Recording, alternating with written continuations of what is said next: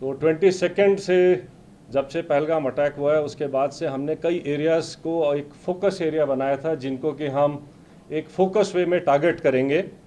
और जैसे हमें इंटेलिजेंस इनपुट्स आ रहे थे कि जो टेररिस्ट ग्रुप्स हैं वो अब बर्फ़ पिघलने के बाद जंगलों में हायर रीचेज़ में चले गए हैं, और इसको ध्यान में रखते हुए जो हायर रीचेज़ हैं, जो ऊंचे पहाड़ों में जो जंगल्स हैं, वहाँ पर हमारी डोमिनेशन पार्टीज़ कंटिन्यूसली डिप्लॉयड थी। 12 तारीख की रात को शोपियां के इलाके में जो काटोहलन फॉरेस्ट है और स्पेसिफिकली केलर के एरिया में हमारे को इनपुट आया कि एक टेररिस्ट ग्रुप वहाँ पर हो सकता है।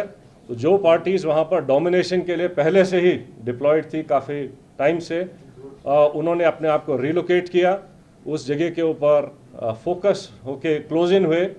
और सुबह के टाइम पे जब उनको वहाँ पर 13th की मॉर्निंग को जब एक सस्पिशियस मूवमेंट दिखाई दी तो पार्टीज़ ने क्लोज इन करके उनको चैलेंज किया, और चैलेंज करने के ऊपर जो है जो टेररिस्ट थे उन्होंने तुरंत फायर खोला। उसके बाद एक एनकाउंटर स्टार्ट हुआ, लेकिन पार्टीज़ ने क्लोज इन करके उनको न्यूट्रलाइज किया। तो ये जो ऑपरेशन था ये हायर रीचेस में काफ़ी ऊंचाई के इलाके के ऊपर हुआ और काफ़ी डिफ़िकल्ट एरिया था जहाँ पर इस किस्म के ऑपरेशन को अंजाम दिया गया। जो सेकंड ऑपरेशन था जो कि त्राल के इलाके में हुआ था, उसका टेरेन बिल्कुल डिफरेंट है, जो कि एक गांव के अंदर था। तो उसी में इनपुट आई कि शायद एक टेररिस्ट ग्रुप जो है एक गांव के नाडर के इलाके में गांव के अंदर कुछ टाइम के लिए सेटल्ड है, और इमीडिएटली उस विलेज को कॉर्डन किया गया।